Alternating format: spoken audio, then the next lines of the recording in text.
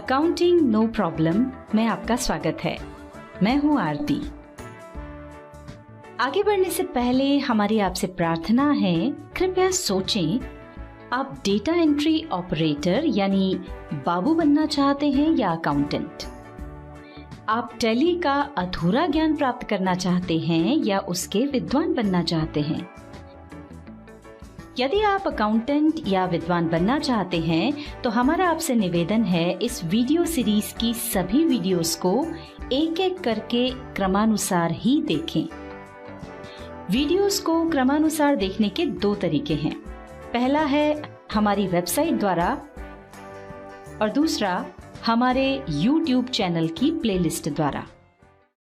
Tally की इस video series के आज के अध्याय में आप जानेंगे, टैली में लेजर बनाते समय सही ग्रुप का निर्णय चार्ट ऑफ अकाउंट्स की सहायता से कैसे करें। चार्ट ऑफ अकाउंट्स हमें टैली में लेजर बनाने और ट्रांजैक्शन रिकॉर्ड करने में सहायता करता है। यहाँ हम आपको सिर्फ इसे समझा रहे हैं, आगे आने वाली वीडियोस में इसका अच्छे से उपयोग करके बताएंगे। चलिए शुरू करते हैं। आगे बढ़ने से पहले एक बहुत ही महत्वपूर्ण बात बता दें कि शुरुआत की हमारी बेसिक लेवल की जिन 10 वीडियोस में हमने आपको मैनुअल अकाउंटिंग के बारे में बताया था, उनमें दी गई पूरी की पूरी जानकारी इस वीडियो में काम आएगी। और यदि आपने वो वीडियोस नहीं देखी हैं तो पहले उनको देख लें। मैनुअल अकाउंटिंग की प्रोसेस समझाने के दौरान हमने आपको जर्नल क्या है ये बताया था। मैनुअल अकाउंटिंग में जर्नल में सभी एंट्रीज एक ही स्थान पर एक के बाद एक कर दी जाती हैं, जबकि टैली ने जर्नल एंट्रीज करने के लिए अलग अलग टाइप के वाउचर्स बना दिए हैं। जैसे यदि आपने कोई माल बेचा है तो उसके लिए सेल्स वाउचर, यदि किसी को कोई भुगतान किया है तो उसके लिए पेमेंट वाउचर, इस तरह के कई वाउचर्स बनाए हैं जिन्हें हम आगे समझेंगे। इन वाउचर्स की सहायता से आप टैली में अपने ट्रांजैक्शंस रिकॉर्ड कर सकते हैं। कहने का तात्पर्य यह है कि मैनुअल अकाउंटिंग में जो काम जर्नल में होता है, टैली में वो काम वाउचर्स की सहायता से होता है। मैनुअल अकाउंटिंग की प्रोसेस में हमने ये भी देखा था कि जर्नल में ट्रांजैक्शंस रिकॉर्ड करने के बाद खाते बनाए जाते हैं और जर्नल में रिकॉर्ड किए गए ट्रांजैक्शंस की पोस्टिंग उन खातों में की जाती है। किंतु टैली में ऐसा नहीं होता है। इसमें पहले खाते यानी लेजर्स बनाए जाते हैं और फिर जैसे ही हम वाउचर में ट्रांजैक्शंस रिकॉर्ड करते हैं, संबंधित लेजर में उसकी पोस्टिंग अपने आप हो जाती है। मैनुअल अकाउंटिंग की प्रोसेस के अंतर्गत ही हमने आपको ट्रायल बैलेंस बनाना बताया था और उसमें एक जैसे खातों को छांटकर किसी एक ग्रुप में रखना भी बताया था। टैली ने इस काम को भी आसान कर दिया है। अब हमें खातों को छांटकर किसी ग्रुप में नहीं रखना होता, बल्कि टैली ने पहले से ही हमें कई ग्रुप बनाकर दे दिए हैं। हमें सिर्फ उनके अंतर्गत खाते खोलना होते हैं। अब सवाल ये है कि हमें ये कैसे मालूम होगा कि कौन सा खाता किस ग्रुप में खोलना है। इसके लिए हमने आपको पहले की वीडियोस में बहुत सारी परिभाषाएं बताई हैं। उनके आधार पर आप ये निर्णय कर सकते हैं। और फिर भी यदि आपको दिक्कत आ रही है तो हमने एक चार्ट बनाया है जिसका शीर्षक है चार्ट ऑफ अकाउंट्स। आप इसकी सहायता ले सकते हैं। चार्ट ऑफ अकाउंट्स से आशय व्यवसाय में उपयोग होने वाले खातों की लिस्ट से है। जैसा कि आप इस चार्ट में देख रहे हैं, इसमें सबसे पहले नेचर ऑफ अकाउंट है, उसके बाद ग्रुप और सब ग्रुप हैं और आखिरी कॉलम में खातों के नाम या उनके विवरण हैं जो इन ग्रुप या सब ग्रुप के अंतर्गत खोले जाने हैं। इसे हम एक उदाहरण से समझ लेते हैं। आपको एसेट्स की परिभाषा याद होगी। उसमें हमने बताया था कि एसेट्स दो प्रकार की हो सकती हैं, फिक्स्ड एसेट्स और करंट एसेट्स। अब यहाँ चार्ट में देखिए, ये दोनों दिखाई पड़ रहे हैं और साथ ही टैली ने एसेट्स में कुछ ग्रुप और बना दिए हैं। अब जैसे ही राइट साइड में आगे बढ़ेंगे, देखिए टैली ने हमारी सुविधा के लिए करंट एसेट्स के अंतर्गत भी कुछ सब ग्रुप्स बना दिए हैं। और आगे बढ़ते हैं। यहाँ पर स्पष्ट हो रहा है कि इन सब ग्रुप्स और ग्रुप्स के अंतर्गत किस प्रकार के या कौन से खाते आएंगे। इस चार्ट को आप इस तरह भी देख सकते हैं कि सबसे पहले आपकी आवश्यकता क्या है, वो name of accounts which is covered under these groups में देखें। तो आपको यह स्पष्ट होगा कि हमें किस टाइप के लेजर की जरूरत है। उसके बाद फिर लेफ्ट साइड में पढ़ें और देखें कि ये लेजर किस ग्रुप या सब ग्रुप के अंतर्गत बनाना है। चलिए इसे अच्छे से समझने के लिए कुछ उदाहरण देख लेते हैं। देखिए, proprietors capital account, partners capital account, share capital account, drawing account आदि के खाते कैपिटल अकाउंट ग्रुप में बनेंगे।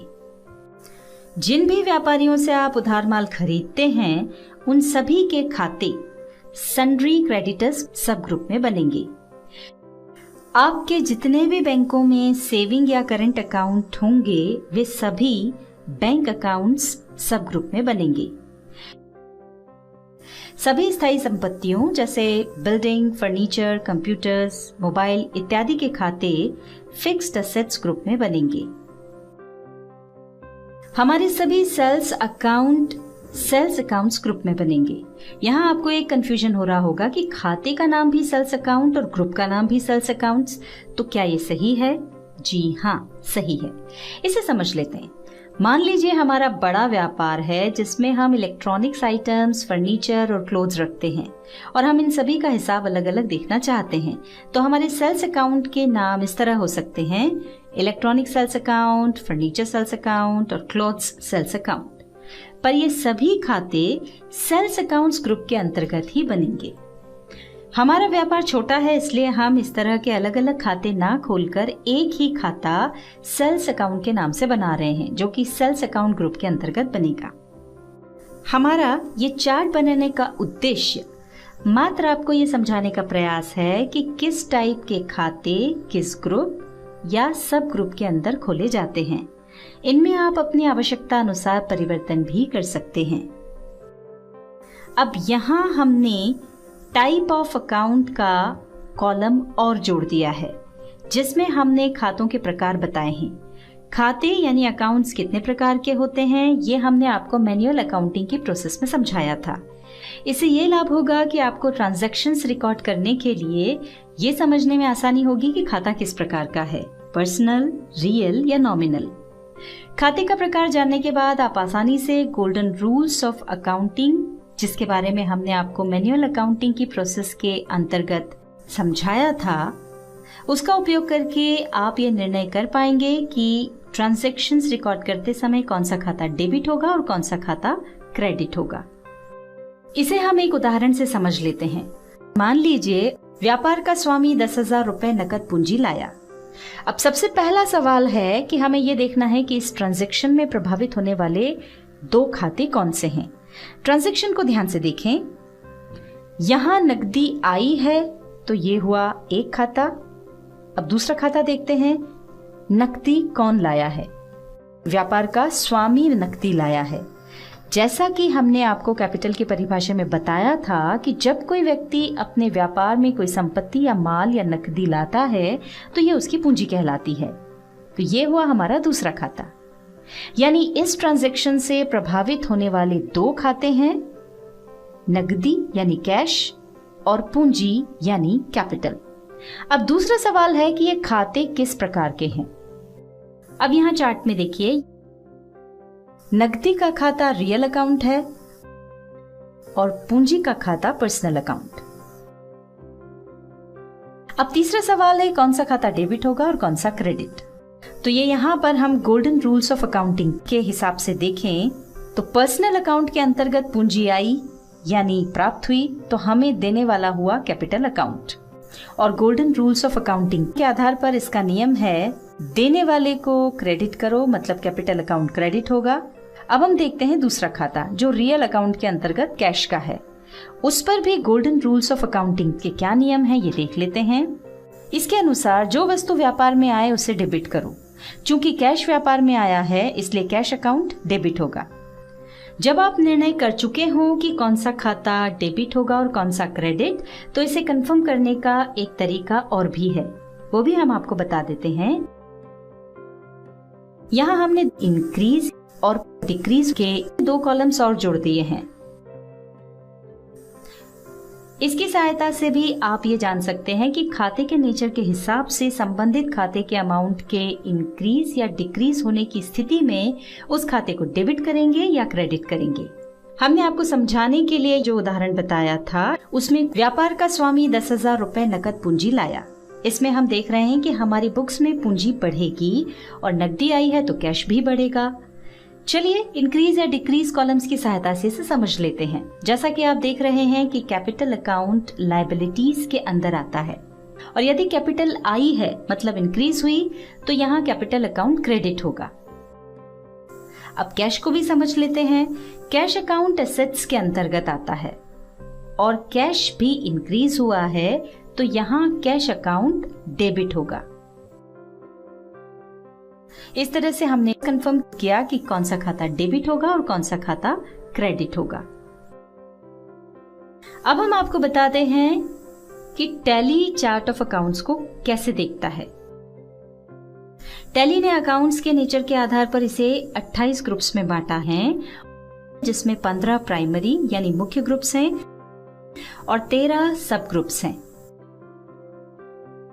इन 15 प्राइमरी ग्रुप्स में से 9 ग्रुप्स बैलेंस शीट से संबंधित हैं तथा 6 groups profit and loss account से संबंधित हैं। प्राय सभी की जरूरत के लेजर्स इन ग्रुप या सब ग्रुप के अंतर्गत बन जाते हैं। फिर भी यदि आप चाहें तो अपनी जरूरत के अनुसार नए ग्रुप या सब ग्रुप बना सकते हैं और बने हुए ग्रुप या सब ग्रुप में परिवर्तन कर सकते हैं। अब सवाल उठता है कि चार्ट ऑफ अकाउंट्स की सहायता से टैली में लेजर कैसे बनाए जाते हैं, तो ये हम आपको अगली वीडियो में बताएंगे। चार्ट ऑफ अकाउंट्स का पीडीएफ हमने इस वीडियो के नीचे भी दिया है, आप चाहें तो उसे डाउनलोड कर सकते हैं।